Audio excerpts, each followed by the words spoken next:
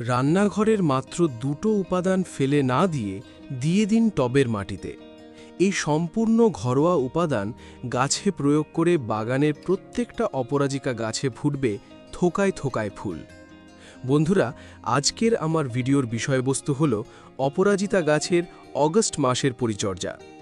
সম্পূর্ণ বর্ষাকাল বাগানে প্রচুর পরিমাণে অপরাজিতা ফুল ফোটাতে গেলে জানতে হবে সিক্রেট কেয়ার টিপস। কারণ সব সময় গাছে খাবার প্রয়োগ করলেই যে প্রচুর পরিমাণে ফুল ফোটে তা কিন্তু নয়। যে গাছে এতদিন পর্যন্ত কোনো ফুল ফুটছিল না, সেই গাছেও কিন্তু আপনারা প্রচুর পরিমাণে ফুলের দেখা পাবেন। এই কেয়ার টিপসগুলো আপনারা ফলো করতে পারেন, তাহলেও আপনাদের বাগানে কিন্তু সম্পূর্ণ বর্ষাকাল প্রচুর পরিমাণে ফুল আসবে। তো আজকের এই ভিডিওটা সম্পূর্ণ দেখার অনুরোধ রইল। একটু স্কিপ করবেন না বন্ধুরা, স্কিপ করলে অনেক কিছুই কিন্তু মিস করে ফেলবেন। নমস্কার, আমি সুমিত, আমার বাগানে আপনাদের সবাইকে জানাই স্বাগত। বন্ধুরা, অপরাজিতা গাছ আমাদের বাগানের বর্ষাকালীন ও গ্রীষ্মকালীন অন্যতম প্রধান ফুলের গাছ। তাই গ্রীষ্মকালে যেমন ফুল ফোটে, ঠিক তেমনি কিন্তু বর্ষাকালেও প্রচুর পরিমাণে ফুল পাওয়া যায়। যেহেতু আমরা এই গাছ টবে করছি, তাই পর্যাপ্ত পরিমাণ খাবার আমাদেরকে দিতে হবে। তাছাড়া এই গাছকে কিন্তু আমাদের ফুল সানলাইটের মধ্যে রাখতে হবে।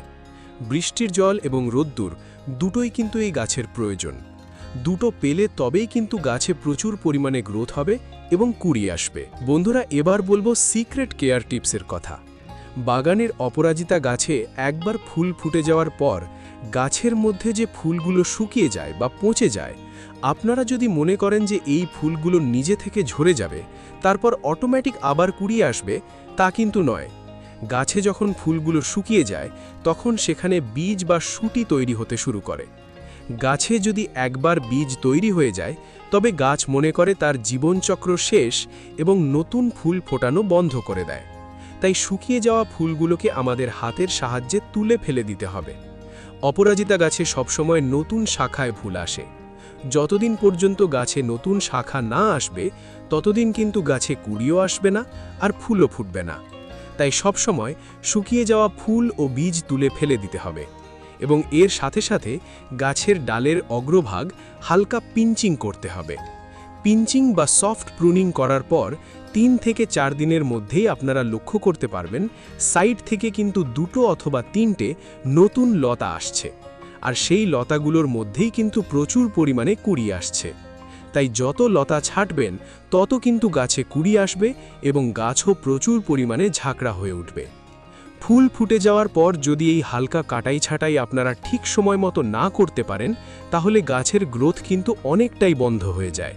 পরবর্তী টিপস হলো, টবের মাটিতে এই বৃষ্টির সময় প্রচুর পরিমাণে আগাছার জন্ম হয়। তাই অবশ্যই এই সময় আগাছাগুলোকে আমাদের টবের মাটির থেকে শিকড় সমেত তুলে ফেলে দিতে হবে, না হলে আগাছাগুলো সমস্ত খাদ্য শোষণ করে নেবে। আগাছা তুলে দেওয়ার ফলে গাছ কিন্তু পর্যাপ্ত পরিমাণে খাদ্য গ্রহণ করতে পারবে। বন্ধুরা, আমাদের বাগানের অপরাজিতা গাছে ফুল কেন আসে না? অনেক সময় আমাদের টবের মাটি ক্ষারীয় হয়ে যায়, আর অপরাজিতা গাছও একটু অ্যাসিডিক সয়েল ভালোবাসে। অতিরিক্ত ক্ষারীয় মাটিতে গাছের যেমন ভালো গ্রোথ হয় না, ঠিক তেমনি কিন্তু গাছে কুড়ি আসে না। নার্সারি থেকে কিনে এনে প্রতিস্থাপন করার পর সেই গাছের গ্রোথ একই রকম থেকে যায়। গাছের কোনো রকম বৃদ্ধি তো হয় না, তার সাথে সাথে গাছে কোনো কুড়িও আসে না। তাই আমাদের টবের মাটিকে সবসময় সঠিক মানের অ্যাসিডিক রাখতে হবে। বন্ধুরা, এবার আসি আজকের বিশেষ খাবার প্রয়োগের কথায়। যে খাবারটা আমরা দেব, এটা হলো একটা লিকুইড খাবার। এই লিকুইড খাবারের মধ্যে আছে প্রচুর মাত্রায় পটাশিয়াম, ফসফরাস, ম্যাগনেসিয়াম, ক্যালসিয়াম ইত্যাদি।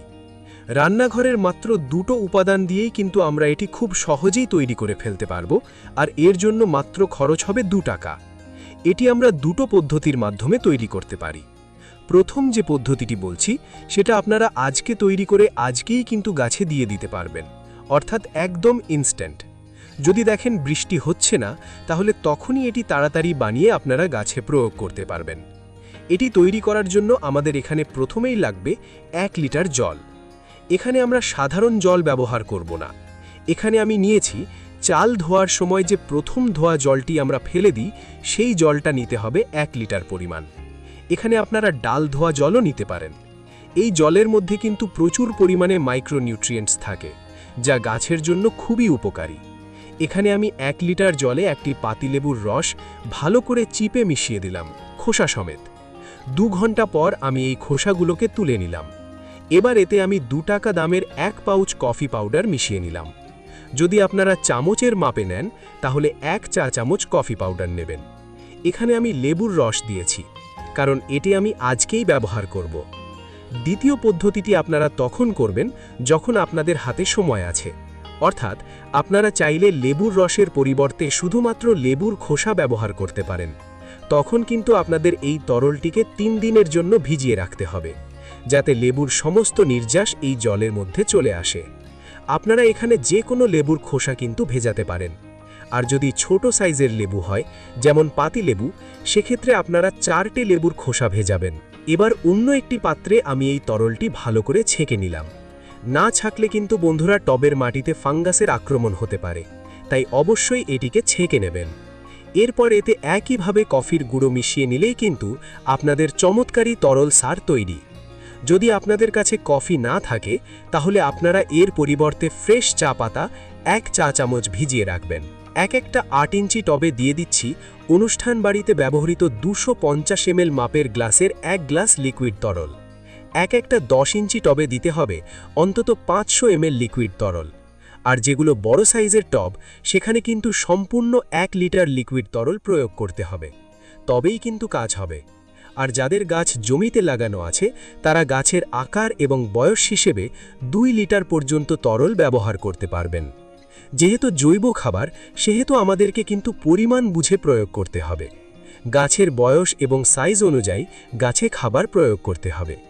যদি গাছের বয়স 1 মাস বা 2 মাস হয়, সেক্ষেত্রে খাবারের পরিমাণ কম দিতে হবে। যদি গাছের বয়স অনেক বেশি হয়, তবে সাইজ বড় হয়, সেক্ষেত্রে খাবারের পরিমাণটা কিন্তু আমাদেরকে একটু বেশি দিতে হবে, তবেই কিন্তু কাজ হবে। জৈব খাবার সামান্য কম বেশি হয়ে গেলেও কোনো রকম কোনো সমস্যা হয় না, কিন্তু রাসায়নিক খাবার একটু বেশি হয়ে গেলে গাছের অনেক ক্ষতি হয়ে যায়। কফি এবং লেবুর খোসা ভেজানো জল, এই দুটো উপাদানই কিন্তু টবের মাটিকে অ্যাসিডিক করতে খুবই সাহায্য করে, আর গাছ ভরে প্রচুর পরিমাণে কিন্তু ফুল আনতেও সাহায্য করে। আর এই লেবুর তীব্র গন্ধে কিন্তু টবের মাটিতে অনেক পোকামাকড়ের আক্রমণ কিন্তু কমে যায়। এবার বিষয় হলো, এটা আপনারা কতদিন অন্তর অন্তর দেবেন। এই খাবার 15 দিন অন্তর অন্তর টবের মিডিয়াতে প্রয়োগ করতে হবে।